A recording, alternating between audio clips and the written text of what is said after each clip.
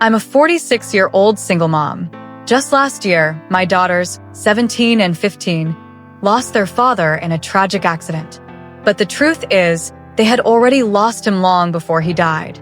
Because when he passed, we also learned that not only had he been cheating on me for years, but he had 2 secret sons with his mistress. And if that wasn't cruel enough, the mistress also died in the accident, leaving those 2 boys orphaned. Now, most people might think this is where a family bands together, heals, and supports each other. But not my ex-husband's parents. No, they decided to use this tragedy as a way to attack us. They wanted custody of my daughters. They wanted to move into our home. And when we said no, they turned their church into a weapon against us. One Saturday, my youngest daughter and I went to our local weekend farmers market. It was her birthday, and instead of a traditional gift, I gave her a budget and told her, "Go wild. Buy whatever sweets or treats you want." For a while, I thought everything was fine, but after about an hour, she didn't come back. Then my phone rang. I'll never forget her voice, shaky, terrified, crying. "Mom, some women cornered me. They're yelling at me." My heart dropped. I grabbed my older daughter and sprinted across the market. And there she was, my baby, surrounded by 6 older women.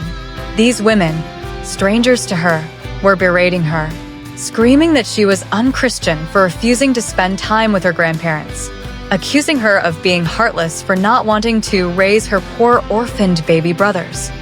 Let me be clear, my daughters were the ones who discovered their dads cheating. They carry that trauma. They are in therapy. And now, strangers were cornering my daughter, weaponizing her pain in public.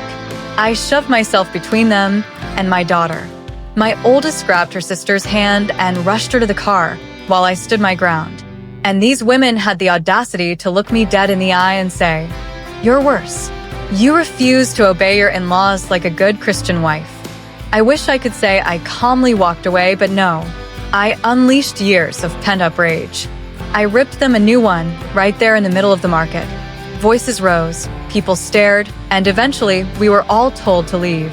But even as I walked my girls to the car, these women followed us, like vultures, hovering, whispering, glaring. That night, as my daughters slept, I made a vow. This ends now. I reached out to a friend who still attends that church, and what he told me made my blood boil. My ex, mother-in-law, had posted a long, dramatic sob story in the church's private Facebook group. She claimed that my daughters and I were leaving them homeless and penniless, that we refused to acknowledge the orphan boys, that we were cold, heartless, fallen from grace. And the kicker? To explain the 2 affair children, she told everyone that the mistress was actually our surrogate, that I rejected the babies because they were boys. She painted me as some cruel, unloving monster, and the church believed her. But there was one flaw in her story. This church, while strict and conservative, is also brutally intolerant of cheating. Infidelity is a sin they cannot forgive. And guess what? I had the receipts. MYX and I were mid-divorce when he died, which meant I had everything. Photos of him and his mistress kissing in our living room, screenshots of their texts, filthy, undeniable proof, messages from his parents acknowledging the cheating, even encouraging him to keep the affair going. And worst of all, texts where his parents bullied my daughters, calling them bastards, telling them their father's death was their fault because they exposed the affair. I wanted to burn it all, but then I had a better idea. The next morning, I went to a print shop. I spent extra money making gorgeous, high-quality prints of every single piece of evidence. Then, at home, I spent hours crafting binders. Not just any binders. These looked identical to the churches and books, the ones people pick up every Sunday to sing along. And when you open mine, the very first page was a crystal-clear photo of my ex making out with his mistress, with the caption, "Ex's name and mistress's name, a love story." The rest? Screenshots, messages, emails. Page after page of undeniable. That Sunday, I walked into the church service. Calm, composed, almost holy. At the back of the sanctuary, there's a desk stacked with hymn books. Nobody checks them, They're just there for people who forget theirs.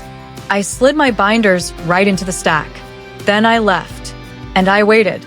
It didn't take long. The gossip mill exploded. Congregants flipped through the hymnals only to find an avalanche of scandal.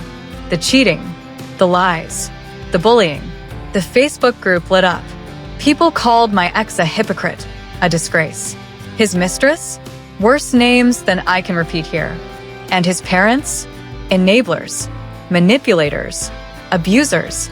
The pastor himself had to step in just to keep people from tearing them apart publicly. Truth, the shift was instant. My daughters received apology letters from church members who had once harassed them. I even got an invitation to rejoin the church community for support, as if I'd ever stepped foot in that place again. But the sweetest part? My ex-in-laws, the masterminds behind all of this, were shamed right out of the congregation. They left the church in disgrace. My ex-mother-in-law made one final self-pitying post on Facebook, whining about being alienated and how no one cares for the elderly anymore. But the truth was clear to everyone now. She wasn't a victim. She was a liar who weaponized faith to hurt her own grandchildren. And now, she has nothing left. Climactic revenge payoff, 1 to 2 minutes. I didn't just protect my daughters that day, I vindicated them. I showed them that no matter how powerful the lies, the truth will always cut deeper. My ex-mother-in-law wanted to shame us. Instead, she was the one shunned, abandoned by the very people she tried to manipulate. And I can't lie, watching her lose the one community she thought she controlled, that was the sweetest justice of all. If this story gave you chills, smash that like button and tell us in the comments, what's the most satisfying revenge you've ever seen? And of course, don't forget to subscribe for more stories that